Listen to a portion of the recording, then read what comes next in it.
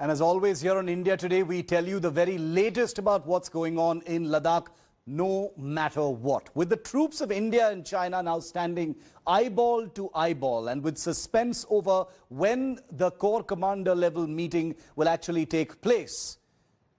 Operation Snow Leopard, ladies and gentlemen, that may not mean anything to you yet because it's been completely classified so far, but now the army has allowed us to report it because that's the name of the operation that the Indian Army embarked on from August the 29th to take a tactical advantage against the Chinese. Operation Snow Leopard.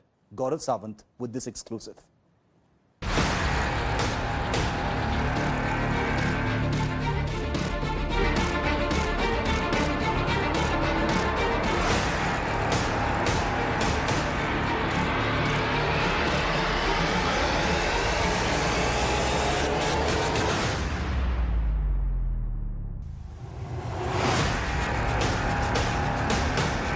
Things have significantly changed at the line of actual control in Ladakh since the Indian Army's preemptive actions from August the 29th.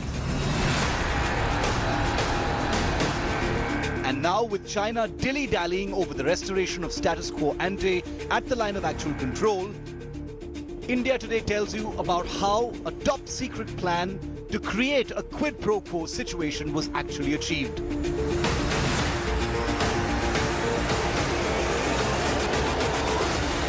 The government cleared this secret plan to take strategic heights along the line of actual control to prevent the Chinese from occupying them late in August and to give the country an advantage at the negotiation table.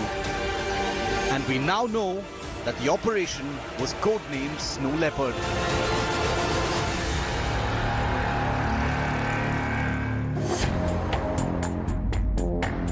The army on the ground drew out a meticulous and detailed plan late in August to capture heights that would give the army a tactical advantage on the ground and a strategic advantage in negotiations. It is a detailed planning, almost about 2 months of planning.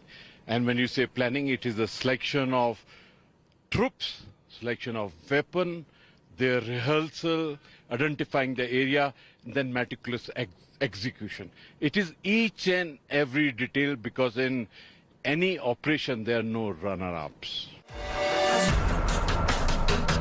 The army identified peaks on either side of the Pangong So and also at Galwan, Gogra and other friction points. Specialist high-altitude warfare soldiers were drawn, and as China engaged India in dialogue, the Indian teams planned to occupy strategic heights. Each peak was war-gamed and a time was set for multiple simultaneous operations. The army initially waited for China to go back across the line of actual control and the restoration of the LAC and status quo ante. But when China did not do that, India realized that India will have to take effective countermeasures from the Chief of the Army Staff, General M.M. Naravne, at the Army headquarters to General Y.K. Joshi, the Army Commander, the Corps Commander, the Div Commanders, several brigade commanders and even company commanders on ground had to be on the same page for meticulous planning and flawless execution of Operation Snow Leopard. On the nights of August the 29th and 30th, the teams were launched near simultaneously as inputs indicated that the Chinese were planning another transgression south of Pangong So. Operation Snow Leopard was underway. I would say that the preemptive operations which are done on the 29th August, both south bank of Pangong So, north bank of Pangong So and other areas to dominate the area of LAC, they were done with precision. In fact, I would say the very planning, the move, the speed of operation and the boldness with which they're done is a classic example. And it's a competition with the other side because Indian Army do not trust the Chinese, and therefore it was important that it has to be done with precision and boldness. It was a race against time, and before the Chinese could react, as part of Operation Snow Leopard, the army had taken control of strategic heights overlooking the Chinese defences, not just on either side of Pangong So, but also at other friction points, and also increased deployment in the Depsang Plains to protect northern Ladakh.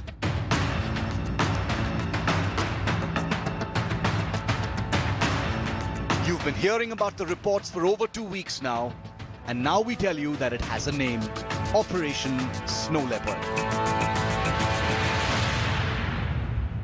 Does this mean that China will now escalate the situation at the LAC between October and November like it did in 1962?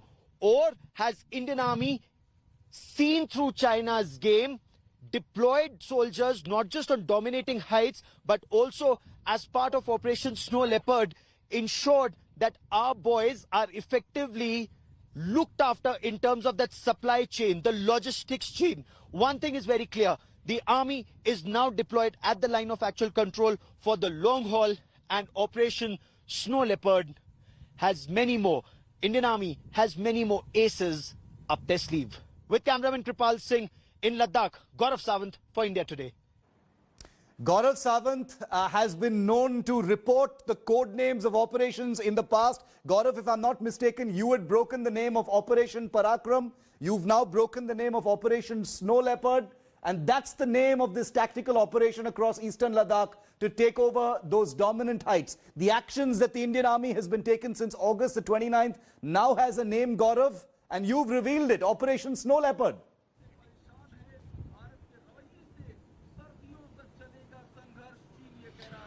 Operation Snow Leopard is the name of the operation that had stealth and expertise both involved in it. And Shiv, you know this better, how quickly our forces were able to deploy, occupy those tactical heights which have strategic ramifications. And is this the reason, Shiv, that China has still not come back to the talks table? Remember when Foreign Minister Dr. S. Jaishankar interacted with Wang Yi, the Chinese State Councillor and Foreign Minister in Moscow, they said that the two generals will meet and talk about de-escalation. That was expected either over the weekend or early this week, could have been Monday. Now it's Wednesday, but China still hasn't come back to India. Shiv, what I'm hearing through sources is that there appears to be a disconnect between the Chinese military leadership and the political leadership on the road ahead.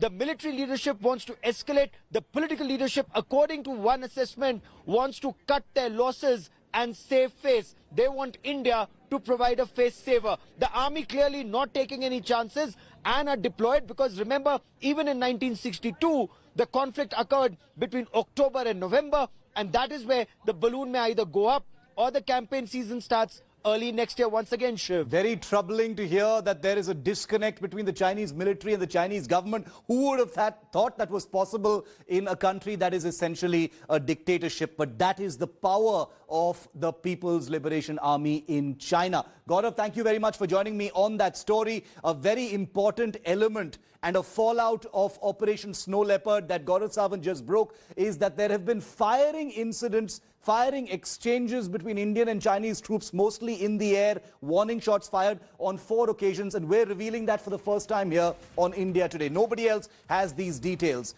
People think that no firing happened until September the 8th. Watch these details now. It started on August the 29th near Blacktop. There was a firing exchange.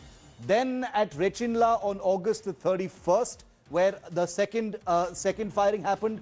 September the 7th near the Mukpari Peak, this is all the south bank of Pangong. There was a third round of firing that took place there. That's when the Chinese issued a statement and the Indian Army also retaliated.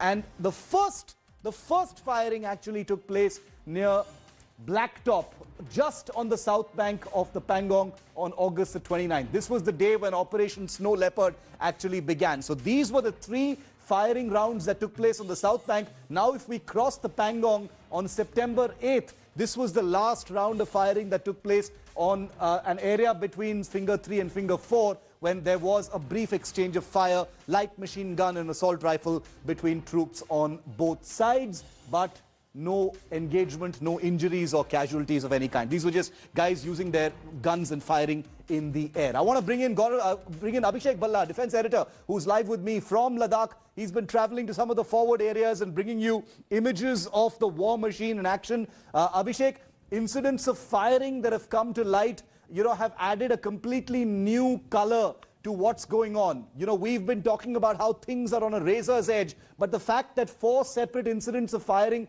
have taken place in the Pangong sector mean this is beyond the razor's edge. It's very, very tense, Abhishek. Definitely, Shiv. And you know, it all started with Galwan. That's when we heard of the first death in many years. And finally, you know, India lost 20 brave men. Chinese have also had casualties, but obviously they've not made it public. Then there was the news about gunshots being fired for the first time. So a lot of firsts happening in decades. Yeah. And the way things are happening, Shiv, things seem to be getting out of control. There are troops in extreme proximity to each other in most of the friction points. There are weapon systems, artillery, tanks we've been reporting over the weeks. But as of now, the biggest problem is that it seems that that dialogue that was being talked about, that military commanders will once again meet, they will engage in discussions, that seems unlikely as of now. It might happen a little later, but I can tell you there's nothing much that the armies have to talk now. That's the volatile situation, and that's what has made things extremely grim. And amid all this, the build-up continues. In fact, we had reported earlier how there was a fresh build-up on the northern bank of the Pangong Lake. And ever since then, last 2 weeks, we can say, have been extremely intense as far as the confrontation is concerned in eastern Ladakh at the line of actual control. Abhishek, thanks very much for that ground report from Leh Ladakh. The war machine is turning, and like Abhishek just pointed out, the fact that the two sides have agreed for the corps commanders to meet, but a date is still not fixed, has added a huge amount of suspense to where things are actually going. The Indian side is taking no chances whatsoever. Hi everyone, Preeti Chaudhary here. Hope you like this video. For latest news and analysis, like and subscribe to the India Today YouTube channel. And don't forget to press the bell icon to stay updated. Thank you for watching.